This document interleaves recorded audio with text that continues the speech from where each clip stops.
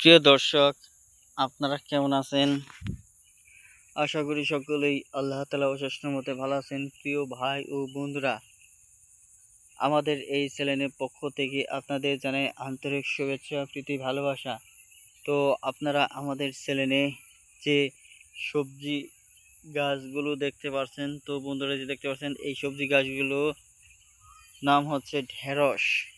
তো ঢেঁড়স বন্ধুরা প্রচুর পরিমাণে ক্যালোরি রয়েছে, ভিটামিন রয়েছে, আয়রন রয়েছে।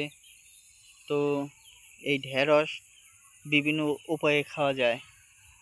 ঢেঁড়স খালি পেটে খেতে পারেন, কাঁচা অবস্থায় খেতে পারেন, ভাজি করে খেতে পারেন, ভর্তা করে খেতে পারেন, রান্না করে খেতে পারেন। তো আপনাদের মন খুশি খেতে পারবেন। তো প্রিয় ভাই বন্ধুরা,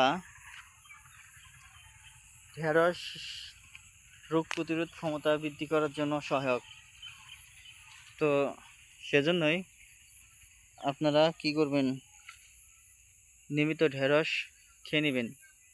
তো নিয়মিত ঢেঁড়স খাওয়ার অভ্যাস গড়ে তুলুন।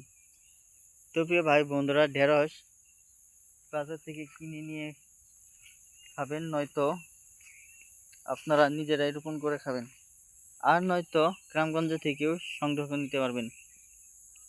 তো জমিতে রোপণ করলে ভালো হয়, সেটা হচ্ছে আপনারা ভালো ফলন করতে পারলে বাজারে বিক্রি করতে পারবেন, নিজেরাও খেতে পারবেন।